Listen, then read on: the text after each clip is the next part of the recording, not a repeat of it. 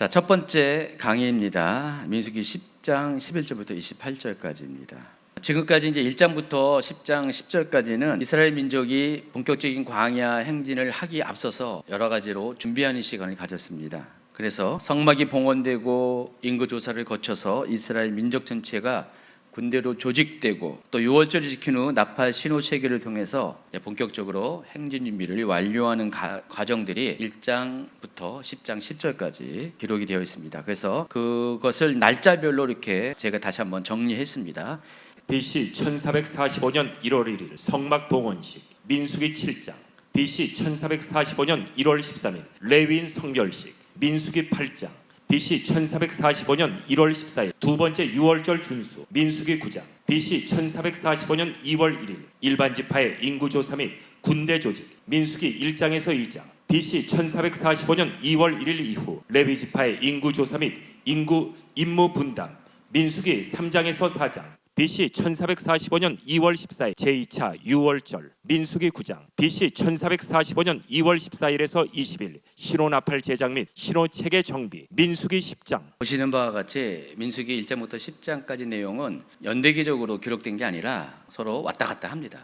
연대기적으로 기술된 게 아니라는 사실을 아시기 바랍니다. 특히 이제 6월절 같은 경우도 두 번에 걸쳐서 6월절이 행해졌습니다. 광야에서 드린 첫 번째 6월절인데 본래 정한 기일인 1월 14일 날 6월절이 들어졌고 제1차 6월절이라고 부르고 또 그때 여러 가지 이유로 인해서 6월절을 드리지 못한 사람들을 위해서 제2차 6월절이 별도로 행해졌습니다. 그때가 2월 14일이었습니다. 한 달 뒤에 정한 기일보다 한 달 뒤에 제2차 6월절이 행해졌습니다. 자, 이와 같은 내용들을 1장 1절부터 10장 10절까지 우리가 지난 시간까지 다뤄왔습니다.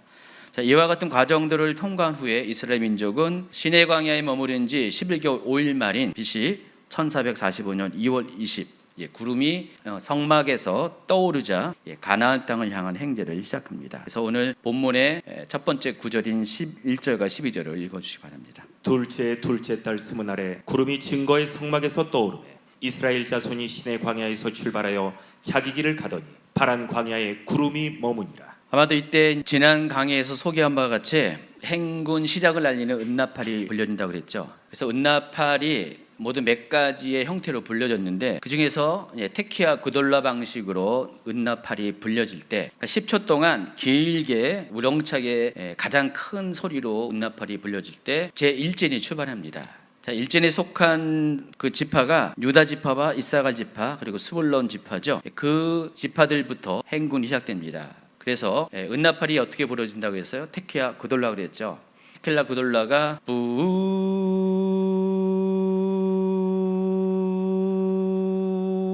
10초 됐나요? 다시간 부 해가지고 10초 동안 길게 불어집니다. 그러면은 동쪽에 있는 지파부터 행군이 시작됩니다. 자, 행군이 딱 시작됐어요. 그 다음에 두 번째로 테키아 구돌라가 불려집니다. 또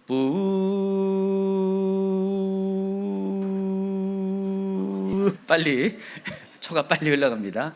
그러면 남쪽에 있는 지파가 또 움직입니다. 세 개의 지파가 움직이고 성경에 나와 있지 않지만은 세 번째 또 나팔이 불려질 때 서쪽에 있는 지파가 에브라임 지파부터 움직이기 시작하고요. 그리고 네 번째 테키아 구돌라가 불려질 때 마지막으로 제 4진인 단 지파부터 세 개의 지파가 또 움직이게 됩니다.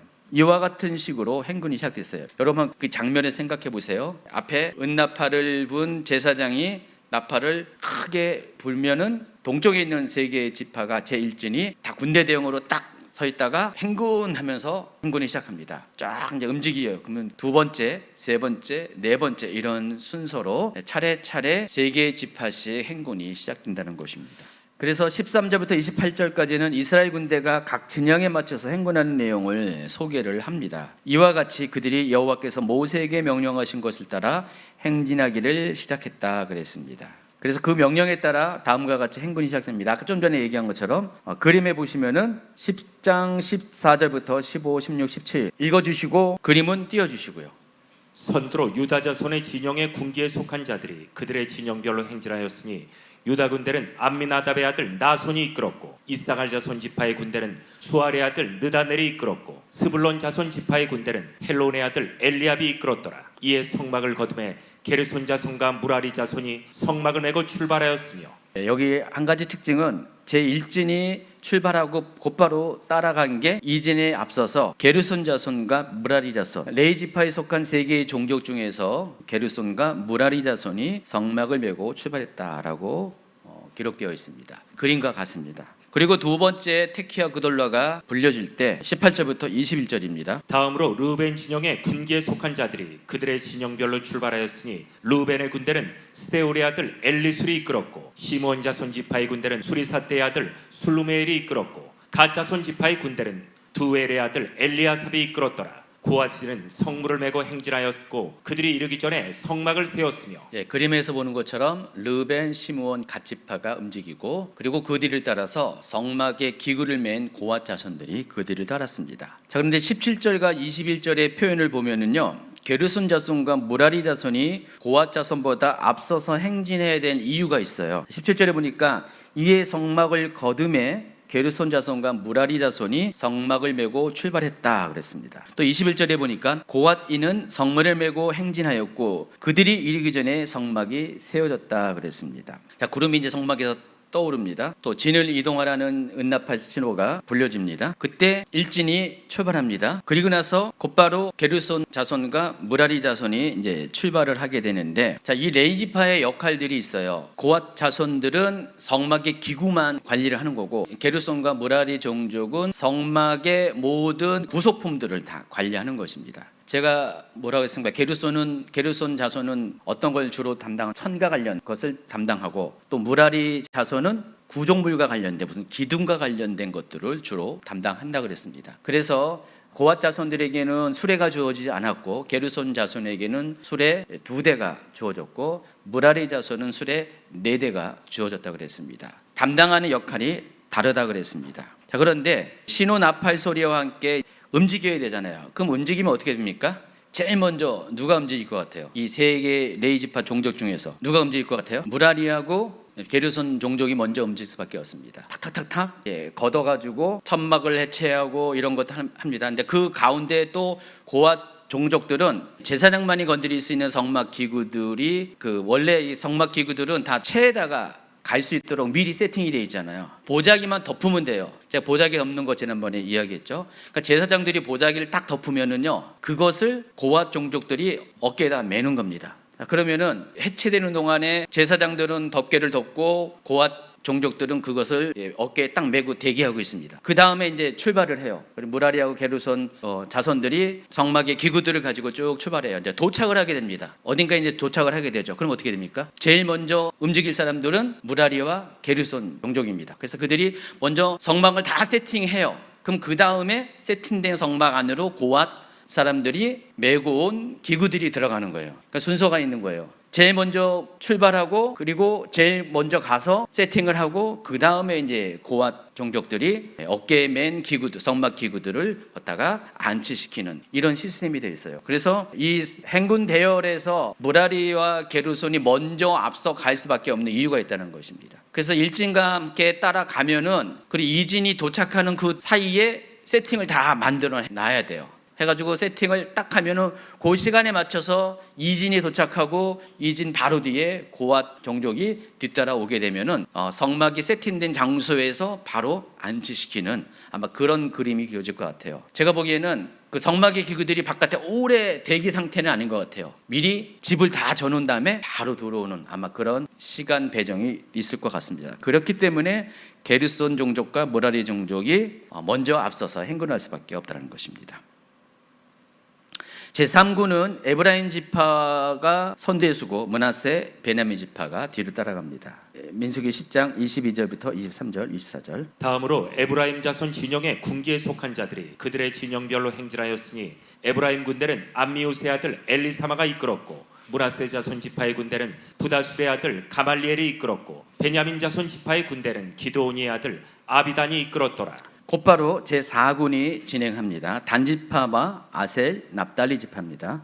다음으로 단자손 진영의 군기에 속한 자들이 그들의 진영별로 행진하였으니 이 군대는 모든 진영의 마지막 진영이었더라. 단 군대는 암미사대의 아들 아이에셀이 이끌었고 아셀 자손 지파의 군대는 오그란의 아들 바기엘이 이끌었고 납달리 자손 지파의 군대는 에란의 아들 아이라가 이끌었더라. 그림을 읽을 때 보여줬어야 되는데 이런 식으로 자 딱 한눈에 보시면 이제 아까 지금 설명한 것들이 표에 그림 하나에 딱 들어오죠. 이런 식으로 그 행군시 이런 대형으로 진행이 됐다는 것을 알 수가 있습니다. 근데 이제 저 개인적으로는 이렇게 유다, 이사갈, 스불론이 동시에 움직이지는 않았을 것 같아요. 제가 개인적으로 볼 때는 유다가 먼저 가고 그 다음에 이사갈 그리고 스불론이 따라가는 그런 형태. 지금 세 개가 동시에 진행할 수가 없어요. 길이라는 게 폭이 있잖아요. 그리고 광야는 길 자체가 거의 없잖아요. 그러다 보니까 좁은 폭을 가야 되기 때문에 저 정도로 가려면은 한 10차선 도로를 차지할 수도 있어요. 그러다 보니까 저럴 수는 없고 한 2차선 도로 정도 되는 그 폭 안에 움직여야 되니까 유다가 먼저 가고 이사갈, 스불론 그리고 게르손, 무라리 종족이 뒤따라가고 이런 식으로 움직였을 가능성이 많습니다. 저 위에 있는 회색으로 된 게 그것을 잘 설명을 해주네요.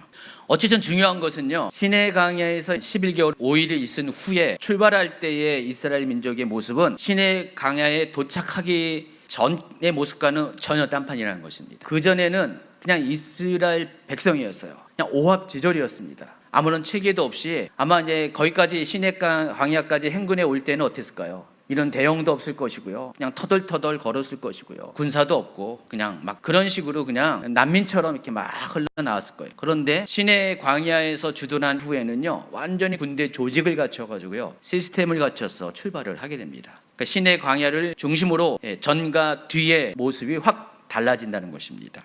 그래서 이 시내 광야에서 결과적으로 그들이 광야 가운데서 무엇을 준비했을까요? 하나님의 군대로서 모든 소양을 갖추는 준비를 했을 것입니다. 그 중에 예배가 있었고요. 그 중에 말씀이 있었고요. 또 맨 마지막에는 군대 조직이 형성되어서 또 여러 가지 조직의 시스템도 배우면서 그와 같은 준비를 한 다음에 비로소 출발을 했다라는 것입니다. 29절에 보니까 행군이 시작될 때 모세는 자신의 처남 호밥을 불러서 이렇게 요청을 합니다. 모세가 모세의 장인 미디안 사람 루엘의 아들 호밥에게 이르되 여호와께서 주마하신 곳으로 우리가 행진하나니 우리와 동행하자. 그리하면 선대하리라. 여호와께서 이스라엘에게 복을 내리리라 하셨느니라. 호밥은 여기도 나오지만은 이제 뒷부분에도 좀 나오는데, 호밥은 모세의 장인 이드로라고 부르기도 하고 르우엘이라고 부릅니다. 이 장인의 아들이에요. 처남입니다. 손이 처남인지 손 아래 처남인지 모르지만은 좌우지간 그 장인의 아들입니다. 자, 그런데 이 사람이 갑자기 등장을 합니다. 여기 등장을 해서 그 전에도 나와 있지 않은데 갑자기 등장해서 그 호밥에게 모세가 같이 동행할 것을 요청을 합니다. 언제부터 호밥이 있을 것인가 추측이 가능한데, 출애굽기 18장에 보면은 이스라엘 민족이 시내 강야에 진입하니까 그의 장인 모세의 장인 이드로가 르우엘이 모세에게 찾아옵니다. 그때만 해도 모세는 가족을 이끌지 않았어요. 처음에 이집트 땅에 갈 때는 가족을 데려갔는데 어느 시기인지 모르지만은 그 처자식은 다시 원래 고향으로 돌아갑니다. 미디안으로 돌아가고요. 모세 혼자서 거기서 이집트에서 출애굽하기 전까지의 모든 과정을 겪어내고 난 다음에 이제 출애굽을 해요. 그리고 이제 시내 강야에 이르게 되자 3개월 만에 시내 강야에 이르게 되죠. 시내 강야에 이르게 되자마자 그때 비로소 이드로가 자기 딸과 두 외손자를 데리고 모세에게 찾아옵니다. 이스라엘 진영으로 찾아옵니다. 그 얘기가 18장에 있어요. 아마도 이때 호밥도 아버지랑 같이 이스라엘 진영에 왔을 가능성이 많습니다. 그리고 11개월 5일 동안 그 진영에 있었을 가능성이 있습니다. 모세는 호밥에게 부탁을 합니다. 미디안 땅을 너무나 잘 알고 있는 호밥이기 때문에 가나안 땅으로 진입하기까지 길 안내자가 되어줄 것을 요청합니다. 그래서 이스라엘 민족의 출애굽 여정이 여러 가지 추론이 있는데, 가장 대표적인 게 가장 전통적인 출애굽 루트가 시내반도 루트설입니다. 여러분 잘 알고 있는 그겁니다. 시내반도 통과해서 올라가는 건데, 그런데 이제 최근에 이제 많이 대두되는 게 아라비아 루트설이죠. 아라비아 루트설에 의하면은 그 시내산은 어디에 있습니까? 지금의 사우디아라비아 쪽에 있습니다. 그래서 이 그림에 보면은 저쪽에 그 홍해를 건너서 아카바반을 넘어서 지금 현재 사우디아라비아 쪽에 있는 게 라우즈산입니다. 이 산이 새롭게 시내산 후보로 등장하고요. 원래 그 시나이 반도 루트설에 의하면은 뒤에 보시면은 반도의 꼭지점 부분에 약간 안에 들어가는 게벨무사 지역이 그 산이 시내산으로 알고 있습니다. 여러분이 지금 성지순례 간다, 이집트 성지순례 간다, 시내산을 가게 되면은 여길 데려가요. 여길 데려가는데 그러니까 전통적으로 여기가 시내산으로 주목받고 있었는데 최근에는 미디안 광야 쪽에 시내산, 라우즈산을 새롭게 주목합니다. 만약에 아라비아 루트설이 맞다고 한다면은 시내산은 거기에 있고요. 라우즈산의 가능성이 있다면은 이스라엘 민족이 시내강에서 출발할 때 어디서 출발합니까? 이 시나이 반도가 아니라 요 아라비아 반도에서 출발을 해요. 그리고 그 아라비아 반도에 있는 땅은 미디안 땅이에요. 이해하시겠어요? 미디안 땅이기 때문에 미디안 땅에서 바로 출발해가지고 가나안 땅으로 가는 그 과정에 그 길을 누가 잘 알까요? 당연히 그 땅에서 살던 어릴 때부터 살아왔던 사람이 잘 알죠. 그래서 호밥에게 이 지역은 너무나 잘 알고 있기 때문에 만약에 시나이 반도에 시내산이 있었으면은 굳이 호밥에게 부탁할 필요가 없어요. 호밥은 이 땅을 잘 몰라요. 시나이 반도 쪽에 모르잖아요. 자기가 살던 곳이 아니잖아요. 바다 건너에 있는 땅이잖아요. 그래서 모세가 호밥에게 부탁할 이유가 없는데 지금 호밥에게 부탁을 한 것을 봐서 지금 이제 시내평야는 바로 이 아라비아 반도 쪽에 있을 가능성이 많고 또 이 땅은 본래 미디안 땅이 옛날부터 미디안 땅이기 때문에 그것이 가능하다는 것입니다. 어쨌든 모세의 요청을 받은 호밥은 쉽게 허락을 하지 않습니다. 오히려 이제는 이제 그동안 함께 있었지만은 너희들도 이제 가나안 땅으로 가고 이제 나는 내 집으로 가겠다라고 선언을 해버립니다. 31절. 호밥이 그에게 이르되 나는 가지 아니하고 내 고향 내 친족에게로 가리라. 모세가 이르되 청하건대 우리를 떠나지 마소서. 당신은 우리가 광야에서 어떻게 지칠지를 아나니 우리의 눈이 되리이다. 31절이 아까 제가 말한 호밥을 같이 동행하고자 요청한 이유가 여기 있습니다. 호밥의 입장에서는 굳이 갈 필요가 없죠. 자기는 같이 가버리면 어떡합니까? 다시 미디안 땅으로 언제 들어올지 모르고요. 또 이스라엘 민족은 가나안 땅을 가야 될 이유가 분명하지만은 자기는 이스라엘 민족이 아니잖아요. 굳이 거기에 갈 필요가 없어요. 괜히 불확실한 미래에 자신의 삶을 투자할 그런 자신감도 없어요. 그래서 아마 호밥의 결정은 맞을 수가 있을 것 같아요. 근데 그럼에도 불구하고 아마 모세는 거듭 요청을 했고 그리고 호밥은 결국 모세의 요청에 승낙했을 가능성이 많습니다. 여기에서는 그것에 대한 확답이 나와 있지 않지만은 뒤에 나와 있는 성경 구절들을 보면은 그 호밥의 후손들이 겐 사람이라고 부릅니다. 사사기에도 보고 사무엘상에도 보면은 겐 사람들이 이스라엘과 함께 있었다는 증거들이 쭉 나와 있어요. 사사기 1장 16절부터 쭉 읽어주세요. 그의 자손이 유다 자손과 함께 종려나무 성읍에서 올라가서 아란 남방의 유대에 이르러 그 백성 중에 거주하니라. 모세의 장인 호밥의 자손 중 겐 사람 헤벨이 떠나 게데스에 가까운 사하나님 상수리 나무 곁에 이르러 장막을 쳤더라. 사울이 겐 사람에게 이르되 아말렉 사람 중에서 떠나가라. 그들이 함께 너희를 멸하게 될까 하노라. 이스라엘 모든 자손이 애굽에서 올라올 때 너희가 그들을 선대하였느니라. 이에 겐 사람이 아말렉 사람 중에서 떠나니라. 호밥의 자손 중에 겐 사람이 있다고 이야기했습니다. 그래서 이 밑에 있는 지도를 보면은 원래 미디안 사람들은 아라비아 쪽에 살았고요. 원래 여기가 본토입니다. 그런데 그림에 보면은 가나안 땅에도 지금 겐 자손이 살고 있잖아요. 근데 이 가나안 땅에 있는 겐 자손은 어디서 왔냐면은 바로 이 시내강야에서 이스라엘 민족이 출발을 할 때 가나안 땅을 향해 출발을 할 때 호밥이 오면서 그가 퍼뜨린 자손일 가능성이 많습니다. 그래서 이 10장 29절부터 나와 있는 모세의 처남 호밥의 합류는 아마 역사적으로 그렇게 되었을 가능성이 큽니다. 드디어 마침내 이스라엘 민족의 행군을 시작합니다. 그리고 여호와의 산 시내산으로부터 3일 길을 가게 되었는데 33절에 보니까 하나님의 언약궤가 그 길을 인도하여 쉴 곳을 찾았다 그랬습니다. 그리고 낮에는 여호와의 구름이 행군 대열을 덮어서 낮에 뜨거운 태양으로부터 그들을 보호하여 주었다고 합니다. 자, 여기 그림을 한번 보시면은요, 제가 애써 찾았는데 지금 해가 쨍쨍해요. 여러분 이스라엘 쪽 가면은요, 특히 여기 아라비아 쪽으로 가면은 해가 아주 장난이 아니죠. 어마무시하게 뜨겁습니다. 뜨거운데 여러분 중동 쪽에 간 분들의 경험은 이겁니다. 굉장히 뜨거운 날씨인데 그늘만 있으면은 살만해요. 이번에 트리키 간 분들도 35도 가까이 고온에 올라갔는데 그늘만 들어가면 괜찮았잖아요. 그래도 살만하잖아요. 우리나라는 어떻게 해요? 습도 때문에 아주 괴롭잖아요. 근데 거기는 너무 건조해요. 비가 잘 안 오기 때문에. 아라비아 쪽은 거의 안 오니까 항상 건조해요. 근데 태양은 아주 뜨겁게 장렬하지만은 그늘만 들어가면은 그래도 살만합니다. 이스라엘 민족이, 그 많은 민족이 그 광야길에서 만약에 그냥 그늘 없이 지나갔으면 어떻게 해요?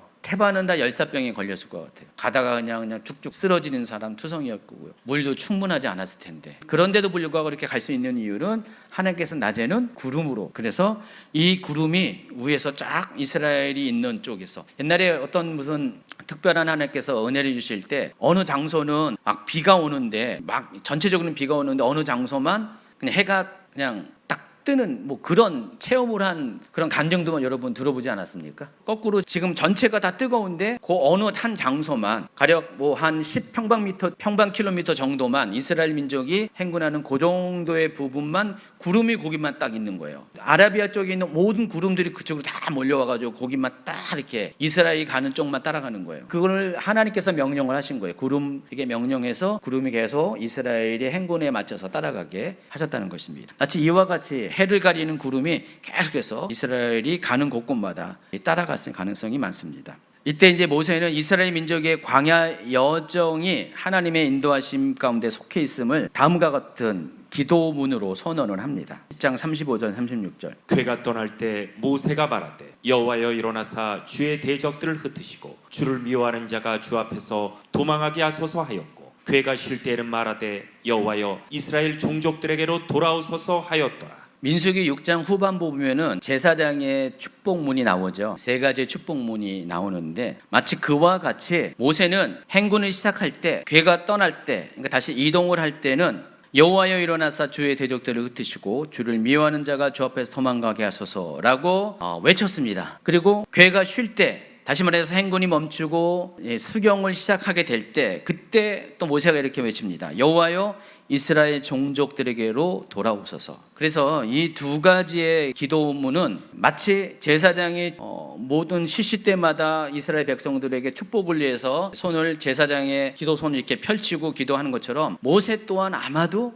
행군할 때 모든 행군에 앞서서 첫 번째 이런 기도를 한 다음에 출발했고, 그리고 멈추게 되면은 그때 모든 사람들 앞에서 이 두 번째 기도문을 외쳤을 가능성이 많다라는 것입니다. 이렇게 함으로써 광야에서 길을 인도하시고 머물 곳을 정하시고 대적들로부터 보호하실 분은 하나님이라는 것을 하나님 앞에 고백도 할 뿐더러 백성들에게 선언을 하는 것입니다. 시시 때마다 이렇게 리마인드 시키는 거예요. 움직일 때마다 35절의 그 기도문을 통해서 백성들이 다 듣게끔 그렇게 기도문을 통해서 하나님께도 물론이거니와 백성들에게도 지금 이 길을 인도하시는 분은 하나님인 것을 선언하고, 그와 같은 믿음의 고백을 하고, 또 걔가 멈출 때, 수경을 할 때 똑같이 36절에처럼 여호와여 이스라엘 종족들에게 돌아오소서 하면서 하나님의 주권을 인정하고 또 백성들로 하여금 그것들을 듣게끔 했다라는 것입니다. 그래서 이게 매번 반복됐을 가능성이 상당히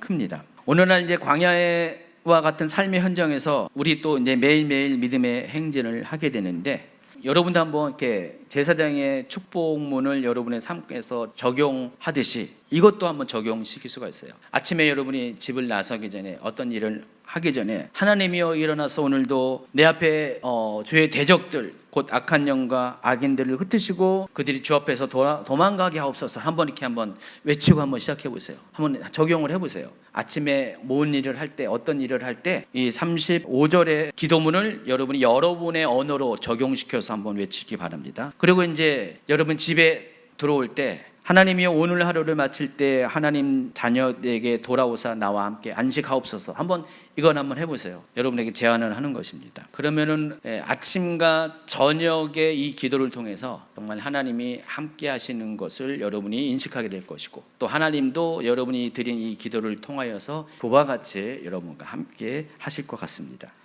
이와 같이 이스라엘 민족은 가나안 땅을 향해서 힘찬 출발을 합니다. 그런데 그들을 기다리고 있는 광야는요, 그들의 기대와 많이 달랐어요. 그래서 이제 곧바로 소개하는 11장부터 이제 오늘은 13장까지만 하는데 14장까지의 내용을 보면은요, 그들을 기다리고 있는 광야는 믿음을 시험하는 현장이 됩니다. 우리가 보통 어떤 훈련을 다 마치고 새로운 출발을 하게 되면 어떻겠습니까? 기대가 만땅이잖아요. 만약에 군인이 이제 아주 고된 훈련을 받았어요. 뭐 일반 보병들이야 4주 훈련을 받지만은 하사관들 뭐 더 많이 받죠. 3개월, 6개월 받죠. 육사 같은 경우는 4년의 훈련을 받죠. 다 훈련받아 계급장을 딱 달고 이제 인간을 딱 하고 자대 배치를 딱 하게 될 때 포부가 대단할 것 같아요. 뭐라도 다 할 수 있을 것 같아요. 그렇죠? 훈련소 딱 나오면. 그런데 막상 현장에 들어가면 자기의 기대와는 전혀 달라요. 자기가 생각하는 그 이상적인 그런 장소가 아닙니다. 깨지고 터지고 실수하고 내가 왜 장교가 됐지 하면서 아마 그런 한탄과 원망만 나올 것 같아요. 그렇지만 그때부터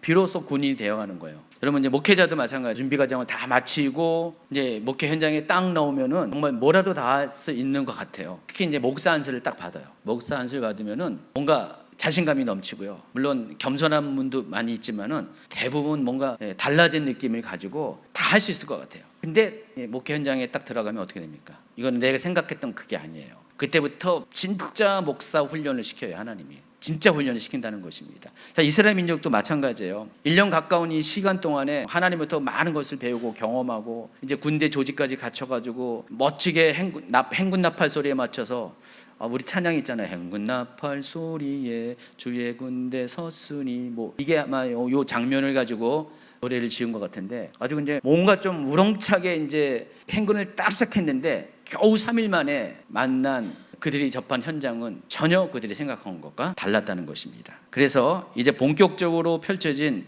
이 광야를 통해서 그들은 자신의 믿음의 현주소를 시험하고 또 적용하는 과정들을 겪게 된다는 것입니다.